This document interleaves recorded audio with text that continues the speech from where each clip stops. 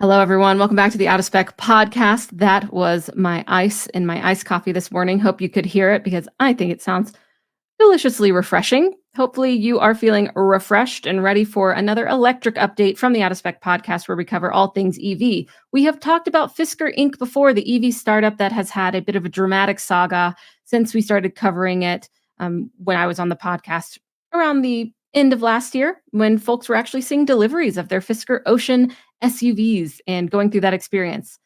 Now it seems that Fisker, after they have filed bankruptcy, might be catching a little bit of a break and just a little bit of a break in the grand scheme of things. There's a potential deal going on to sell the remaining Fisker Ocean SUVs that Fisker has to a New York based company to perhaps be used in a rideshare fleet. Let's dive into the details of this deal that is not yet inked or approved by the court, what this might mean for Fisker Ocean owners, and what this means for software, as EVs are so software dependent. Let's plug in.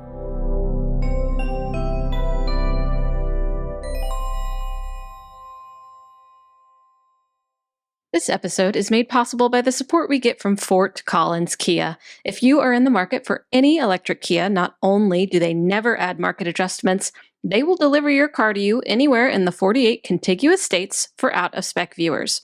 More information in the link in the show notes.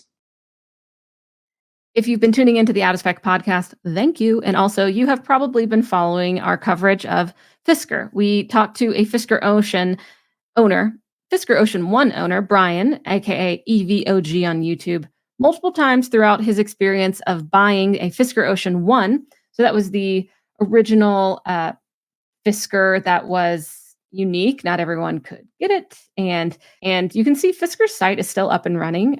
They do have some information about, sales and prices and stuff like that. But otherwise, we're still waiting to see what will happen with this company. That's how Fisker owners also felt and still feel throughout their ownership process. Brian specifically, he had a pretty good delivery service. He really appreciated the people who were working hard to give him a good experience, but the communication with the company was horrible.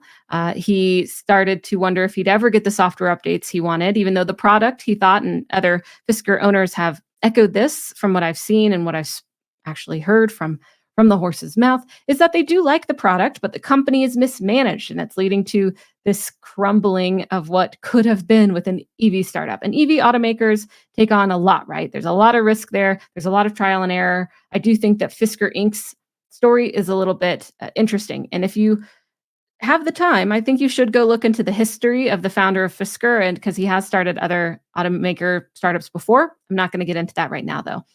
Basically, Fisker owners, what they have told me is that they've had promises, they've been disappointed, the company is run poorly, but the product is not the worst and they like it. Some, like Brian, found someone who would buy it off of them, trade it in, and he got a Volvo XC40 Recharge. So apparently Volvo said, sure, I'll take that Fisker Ocean One. But another man that I ran into at an EA station in Kansas, I think he lives in Colorado though, said he's going to hold on to it. He loves it. He's not sure what's going to happen, but he's not going to sell it. So what about this deal? Can Fisker earn a little bit of the money back by selling the remaining Fiskers? Maybe. They plan to sell 3,321 of the remaining Fisker Ocean SUVs, EVs, to a New York-based company, American Lease, for $46.3 million. How did they come to this price? Well, if it averages out around $14,330, but it ranges based on the condition of the vehicle. Good working order, previously titled, damaged, or engineering vehicles. $16,500 for the good working order. There are about 2,711 of those. Okay. $3,200 for the previously titled vehicles. 351 of those remain. And then $2,500 for the damaged in the engineering vehicles, around 170 of those vehicles. So obviously you probably can rationalize or think that, okay, these were EVs. They probably didn't average out when they were first going on the market for $14,000 MSRP. No.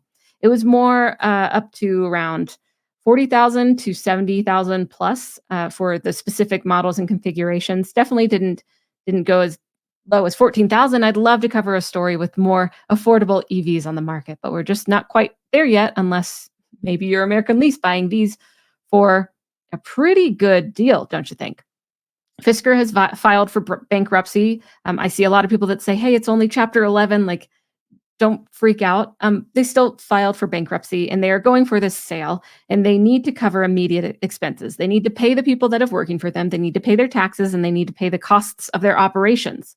These are immediate pressing matters. And if this sale is not approved by the court by July 12th, they're probably going to have a hard time dealing with that. And we will see what comes next. I'm not sure why this deal wouldn't go through exactly. And I'm curious to see what happens by July 12th. There's only about 5 more days left from when I'm recording this.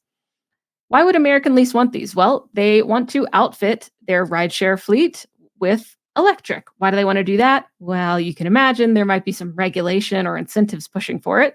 New York City has a mandate that by 2030, all rideshare and taxis need to be electric. If I was a New York citizen, I would say that sounds awesome because EVs are quiet and that's my favorite part. And something that can be really annoying about cities is how loud they are. I think it would be cool. And how interesting would it be that you get into a taxi and it's a Fisker Ocean, or to be a taxi driver or a rideshare driver and say, okay, Fisker Ocean. Maybe it might work for the rideshare side of things. We've seen Hertz and Sixt and other car rental companies buy a lot of EVs and then have it not really turn out very well. I think the timing was probably off, not necessarily the model, but with depreciation hitting EVs pretty dramatically, it did not go super great for Hertz and the rental companies. But maybe it'll be different for American Lease. Plus, they're buying these very cost effectively at this low price and at a bulk sale. What about the software? If American Lease buys all these EVs and they can't really manage them or update them or repair them, well, I don't know. I feel like they should hire someone from Fisker or a couple folks from Fisker to help create a team that can manage these EVs. But also, the sale does include, and you can pull this up on the internet, it is public information. You can go to the document in the United States Bankruptcy Court for the District of Delaware. You can see this whole document. I will have it in the show notes. But the sale also means that American Lease would receive the relevant software and the source code to maintain and potentially update the vehicles. Okay, obviously, if I was American Lease, I would want that. But if I'm a Fisker Ocean owner, I might think, okay, someone's getting the software and the source code. Is there hope for me to get updates in the future? Don't really know. Obviously, Fisker's responsibilities are more and more limited.